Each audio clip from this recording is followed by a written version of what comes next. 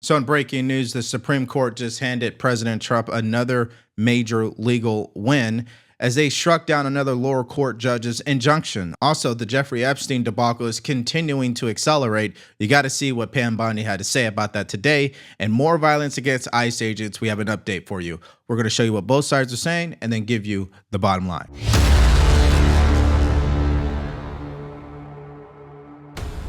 Breaking moments ago, the Supreme Court with a decision that will allow the Trump administration to move ahead with their plans to cut the federal workforce, at least for now. This right now is a order from the Supreme Court essentially saying that a San Francisco judge who put a stop to the Trump administration from cutting several federal agencies, they're saying that the Trump administration, in fact, right now can continue forward as the case plays out on its merits. So essentially back in May, several different agencies sued. They said that the Trump administration wanted to make cuts at the Departments of Agriculture, Commerce, Defense, Energy, Health and Human Services, Homeland Security, HUD, Justice, Labor, State Treasury, and Transportation, pretty much all of them. Now the Supreme Court is giving the Trump administration victory some almost 6 months into the president's second term here, saying that they can go forward with these reductions in forces. You may remember that this was part of the Doge effort when Elon Musk was still hanging out around the White House, but President Trump today, Martha, during the cabinet meeting said that some of those Doge moves made sense, were important, and this was a campaign promise and a promise really of this presidency to cut some of these federal agencies. And now this administration can feel vindicated from the Supreme Court as they move forward and make some of these cuts, Martha. So the story is not necessarily that the Supreme Court has ruled in favor of President Trump once again. And of course, they're doubling down on the recent ruling of universal injunctions, which is what this lower court's ruling was all about. The story is what Charlie Kirk and others have already pointed out was another rebuke of Justice Jackson. And this time it didn't come from a conservative justice. It came from Justice Sotomayor. Pay attention to what she writes here. She says, I agree with Justice Jackson that the president cannot restructure federal agencies in a manner inconsistent with congressional mandates. However, in this ruling, the relevant executive order directs agencies to plan reorganizations and reductions in force consistent with applicable law. In other words, what? Due to the fact that this was an 8-1 ruling, the one being Justice Jackson, she is pointing out to her colleague, to the person she is aligned with from a political point of view, that she doesn't even know what she's talking about.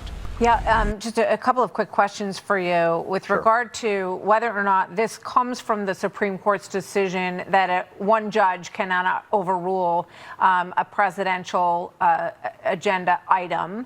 And secondly, what is the impact on whether or not the executive branch, the President of the United States, can cut funding that Congress has approved for these agencies prior? So I'm going to take the first one first because I know the answer to that much better. The Supreme Court did come down, as you mentioned, with an opinion recently before they did break for their summer recess, albeit they're still working, and said that nationwide injunctions, which were these nationwide pauses, those no longer can go to the level where they did before, where a judge in San Francisco can change a policy for someone that's living in Boston, Massachusetts. So likely this is something that plays into that because this was a federal judge in San Francisco that said that the Trump administration cannot fulfill this executive order, which affected people that worked at all these different federal agencies.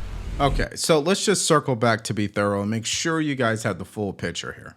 So President Trump issues an executive order and directs his federal agencies to plan to reorganize and reduce their workforce and to make sure they do it in accordance with applicable law that clearly was legislated by who? Congress.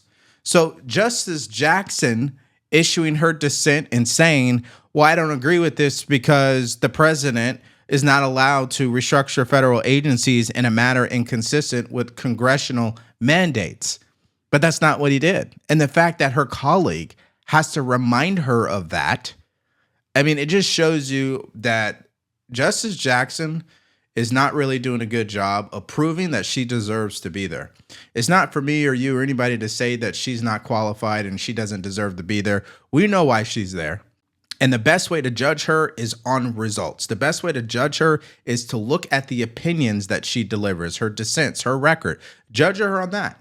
And that will tell the story historically on whether or not she really deserved to be a justice. The second part, I don't want to give the wrong answer. I'm not 100% sure. I'm still reading through this Supreme Court opinion. We didn't expect this to come out today, or I should call it a Supreme Court order, rather. But certainly, Martha, this is something that the Trump administration is going to tout. They've been looking to make cuts in these agencies, and really things have been on pause for this Justice Department and this administration in many ways because they've been tied up with these lower courts, with the district courts, with the circuit courts, and then the Supreme Court delivered them that gift just a couple of weeks ago and said that these nationwide injunctions in many cases must not go forward. Yeah. Now, for the people who watch my show, it is so important to pay attention to what's happening in our country from a legal point of view. Remember, it was just a week ago that the Justice Department announced $15 billion worth of fraud that is taking place in Medicare. This is why we are partnered with today's sponsor, Chapter. We're talking about unbiased, independent Medicare advisors that only has one mission in life: to help you find the right plan that fits your needs. So it doesn't matter whether it's your parents or grandparents or you are the person who's seeking to get on Medicare. It's no question that it's complicated and confusing. And then when you hear an announcement like this from the Justice Department, it can almost leave you feeling defeated. So all you have to do is call them at 323-431-5200 or hit the link in the description below. I'm telling you, this is a call that is worth your time. You deserve it. You've been paying into this program, and it could save you thousands of dollars. Bottom line, the Supreme Court is on vacation, and they felt the need to issue this order. That's number one. Number two, they doubled down on the fact that they are not going to allow universal injunctions to continue to happen. And that leads us to number three, which is our next story. As soon as President Trump signed the one big beautiful bill, what did a lower court judge do? Issued a universal injunction blocking the administration from defunding Planned Parenthood. Take a listen. A federal judge temporarily blocked the one-year funding freeze, which came down as a provision in President Trump's spending package. Planned Parenthood called the provision a backdoor abortion ban, warning that the loss of funds could force 200 clinics nationwide to close. The law doesn't name Planned Parenthood specifically, but it does ban federal funding for health clinics that also provide abortions. Okay, so I'm sure you guys have heard this statement: by their fruits you shall know them. What does that mean? It's what I always say in almost every single episode. Just look at the results. Judge people based on their results. And when it comes to these lower court judges, the results continue to show that they're not issuing these rulings because they really believe in the Constitution. They're issuing these rulings from a political point of view. And they're doing it by getting wrapped up in this tribalism that is continuing to plague our country. Because what's happening is people are blinded from common sense thinking. Now, if this judge bothered to read the Supreme Court's ruling recently and bothered to hear from the government themselves, there would have been no reason to issue this type of injunction. What's going on here? I wish I knew on what grounds, but I have to get to the end of the story. Okay. The end of the story is that she will be summarily reversed today by the judge, by the United States Court of Appeals for the First Circuit. This a federal judge in Boston, without hearing from the government, without giving the government even an opportunity to file documents, entered an order restraining Bobby Kennedy and the Department of Health and Human Services from the cutbacks ordered by Congress, and she didn't give any reasons for it. So she clearly will be reversed by the appellate court. She didn't even state any reasons why she was doing it. It's really a head scratcher. Yeah, absolutely, it's a head scratcher. But good news for President Trump.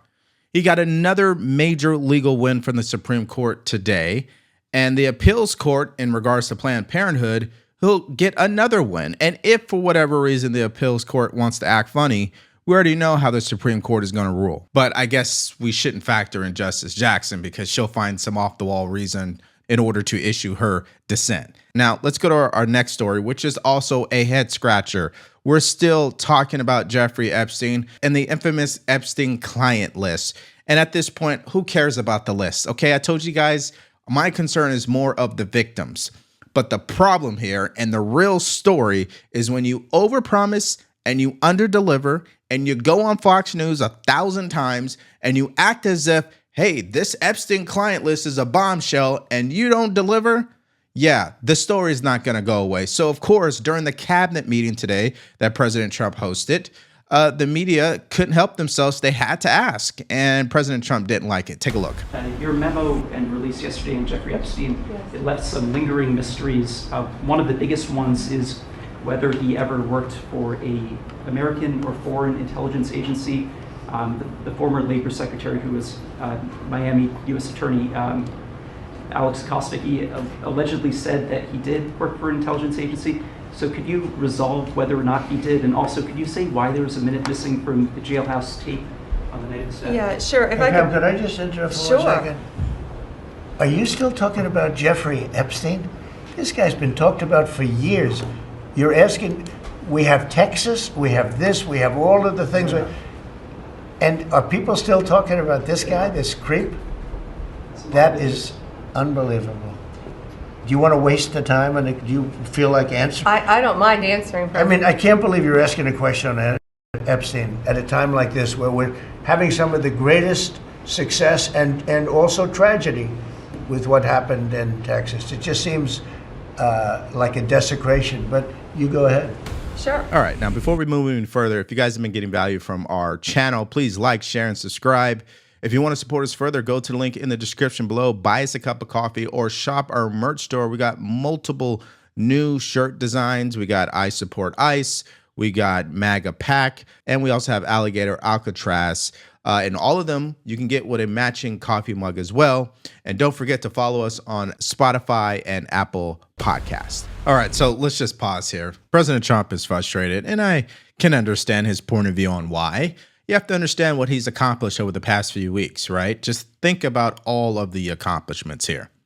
And now we're talking about Jeffrey Epstein, but he shouldn't be mad at the media. He should be mad at Pam Bondi. She could have nipped this story in the butt on day one and told the media straight up, hey, we have nothing to release when it comes to Epstein. We don't even know if there's anything to release. But they set the expectation that there was going to be information to release. Alina Habba made it sound like there was going to be a huge bombshell.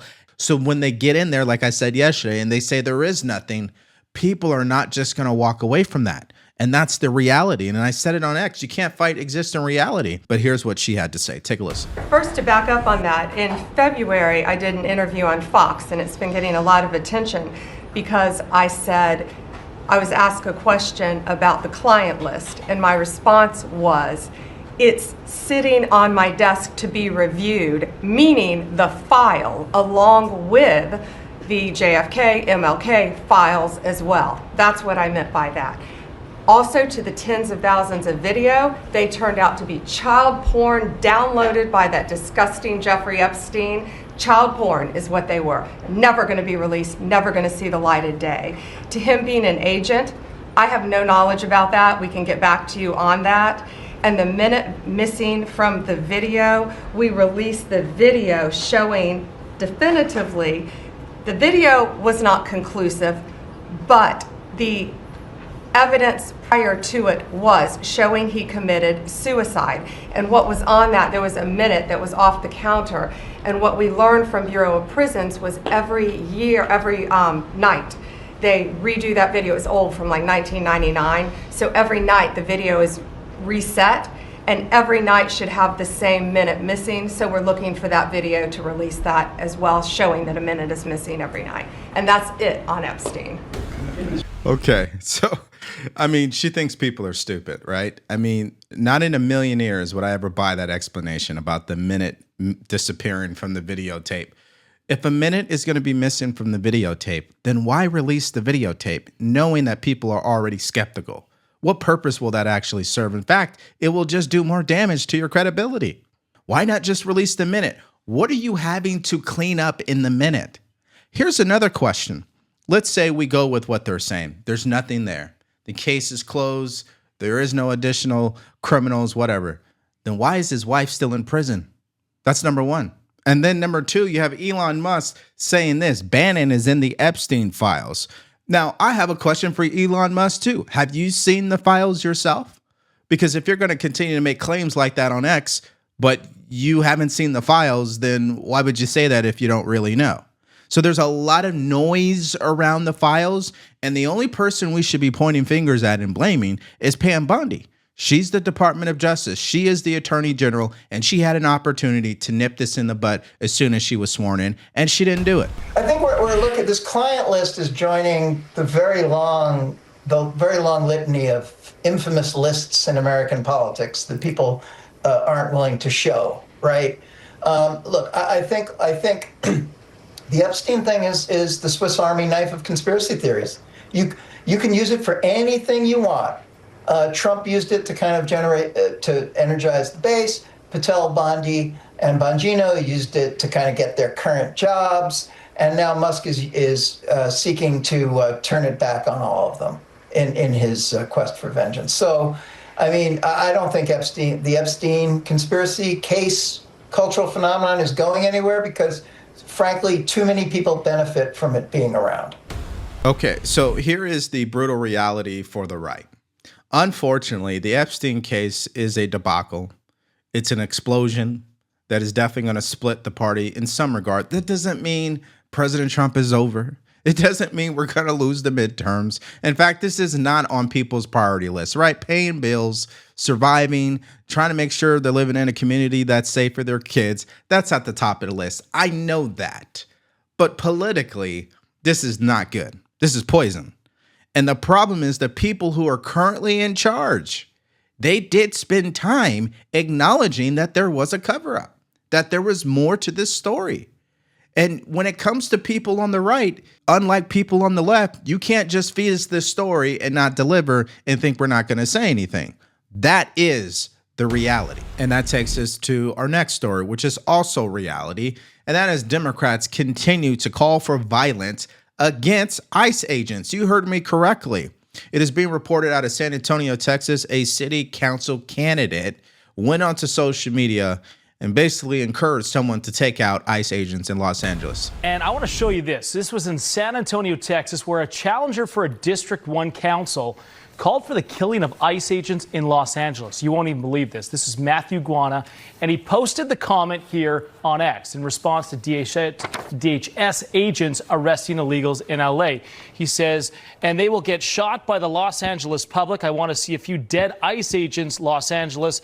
Don't let me down. Can you believe that? So Assistant Secretary of Department of Homeland Security, Tricia McLaughlin, reposted the comment here on X, writing this. San Antonio City Council candidate calls for the killing of ICE law enforcement officers in Los Angeles. Depraved. We'll see you soon. There he is right there. Meantime, Axios is reporting that town halls and one-on-one meetings, constituents, they want lawmakers to break the law. They want them to get tough. They want them to fight dirty and not be afraid to get hurt. In fact, they want them to get shot for the anti-Trump resistance. They want blood, is what they're saying. Now, imagine the words that are continuing to be used as the media reports on these stories, the language that's being used on social media, the leaders themselves and how they refuse to condemn it. It's only a matter of time. And this is almost like video games. If you go back 20 years ago, we were sounding the alarm on the violence inside video games. Now imagine the video games today. Okay, I mean, we can go on with the analogies. It's like, go back to the year 2000 when it came to music videos. Oh, she's showing too much. Oh, that's nothing compared to today, right? So if we don't nip this in the butt now, it will continue to escalate, especially when you have people in charge of major cities like this guy saying things like this. Take a look. You know, again, it's unconscionable at a time in which so many working people and poor people need government to show up for them, that this administration, the Trump administration, has caused so much consternation and division. Look, we are a welcoming city ordinance. Our local police department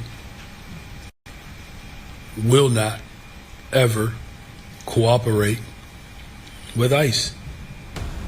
Yeah, so this is another example of what Democrats usually do when they disagree with something. Either they move for censorship against you, right? They look to get you banned or canceled. Number two, they gaslight you and act like what you're saying has no credibility whatsoever. It doesn't matter. Or three, they disengage entirely and they ghost you.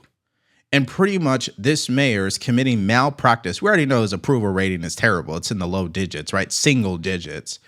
But he's basically saying that if an illegal alien commits a crime and their police officers find that person and convict him, they're not going to hand him over to ICE. So you want this convicted criminal illegal alien to stay in your city and to continue to cause havoc to your citizens, the black people you say you care about, since he wants to make everything about race.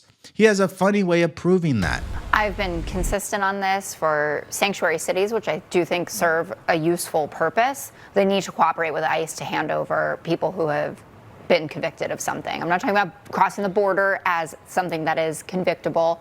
I'm saying that if you commit a crime once you are on U.S. soil, you should be turned over to ICE. And I think that's an easy exchange. And that's what people voted for in November. And you would have a much stronger case against the overreach that we're seeing in terms of what ICE is doing now that is not commensurate with what the American public wants. They didn't vote for people to show up at Home Depots. They didn't vote for people to show up at immigration courts. They didn't vote for the fact that there's new data out from Cato that 65% of the people that ICE has taken into custody have had no convictions. Yeah, so Jessica, she misses out on two important points that just shows me she's blinded from the truth. Number one, the continuous encouragement of violence against ICE officials. She has nothing to say about that because it's sanctuary city policies that is also encouraging the behavior, which also leads me to point number two that she misses. The root cause of our issues is not that ICE is showing up at Home Depot and deporting people who happen to be here unlawfully, might I add. The issue is that sanctuary city policies prevent local law enforcement from working with ICE officials. So they got to do something. They got to go somewhere. They got to deport some people. So if you're going to make it hard for ICE to do their job, don't be mad when they shift their priorities. That's what I have to say about that. Do you have any Democratic colleagues? I know that's a House Democrat that said that, but anyone in the Senate pushing back and saying this is not the way to go, guys? I would hope that that is just a false story that Axios is putting out there, that there was actually not an elected leader that would actually say that. Unfortunately, I believe it probably is true. And no, I have not heard one person condemning that. That enough, Dana, should scare the living daylights out of you. This is why the American people chose to go with President Trump and the Republican Party, because they're tired of this lawlessness. They're tired of this criminal activity that's continuing to take place. They're tired of the pandering to illegals, to criminal activities that the Democrat Party is leaning into, this woke DEI, do what feels right, forget about law and order, defund the police mentality that the Democrat Party has fed into their base. The American people want a country that they can walk down the streets and feel safe, and that's what President Trump is delivering for the American people, and yet the Democrat Party is pushing back on it, and these are the same people they allowed to come across our southern border. What did they think was going to happen? They own this. This is their fault. This is their responsibility. Senator, thank you for your time. And just to be clear, I just want to be clear. I mean, Axios put that out there yesterday. There was no other pushback, and we had it on the 5 as well. So they're not making it up. No, I know, but I would hope they are, but I believe they're right. It just is sickening that any Democrat leader would ever say that. But in this current political climate, even if they did say it, what is Congress really going to do at this point? Because they have shown an inability to hold their members accountable. In fact, majority of the crimes that are happening in the government happen in Congress, and they go without getting convicted. As we know, it's all a cover-up, and that's why people believe it's a uniparty. I mean, that's just the reality. Now, here is an update on the 10 suspects who tried to attack a detention facility yesterday in Texas, and the fact that the DOJ has already announced charges against them. Take a look. Hey, Bill, let's get first to the ambush in Alvarado, Texas, which appears to be the most coordinated of all the recent attacks on ICE and Border Patrol agents and facilities. That attack began with at least 10 people, all dressed in what investigators describe as black military-style clothing, shooting fireworks at the Prairie Detention Center. Around 10 minutes later, one or two of them broke off from the main group and began spray painting the facility and vehicles parked there with words like traitor and other slogans. A police officer arrived responding to a 911 call, and at that point, one of the group, who had apparently hidden in trees near the facility, opened fire, hitting the officer in the neck, while another attacker, also across the street, fired dozens of rounds at officers from the facility. It was a planned ambush with the intent to kill ICE corrections officers. Make no mistake, this was not a so-called peaceful protest. It was indeed an ambush. 10 people have now been charged with attempted murder.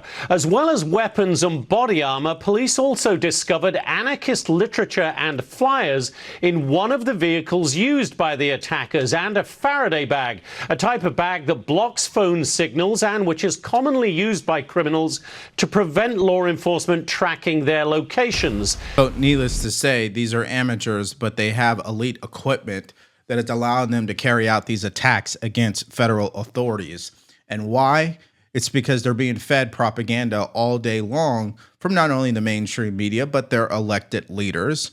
And for some reason, the left and mainstream media continues to refuse to condemn this type of behavior. And that, in my opinion, is the disgusting part about all this. You're always going to have criminals. You're always going to have people who think they're above the law and they're going to get away with doing stuff like this. But there's no excuse on why, from a political standpoint, from a humanity standpoint, from an American citizen standpoint, that our elected leaders on both sides of the aisle, from the top down, are not unanimously condemning this type of behavior. That just shows you how far gone we are politically, how divided we are. And this is only heading to more destruction. It really is. And people are going to get hurt. So let's get your guys' opinion and thoughts in the comments section below to a multitude of these stories. The Supreme Court handing President Trump another win. He's allowed to proceed with laying off federal workers. Also, what did you think of Pam Bondi's response and the way the administration's been handling the Jeffrey Epstein debacle? And then the violence that's continuing to increase against ICE officials. Why won't Democrats just condemn it? Let me know your thoughts about everything we discussed in this video in the comments section below. Now, even though I said in this video that Elon Musk is trying to capitalize on the Jeffrey Epstein debacle, he still has issues because CNN published a poll yesterday about his America party, and it's not good. So if you missed out on that and more stories from yesterday, all you have to do is click on that video because it's coming up right now.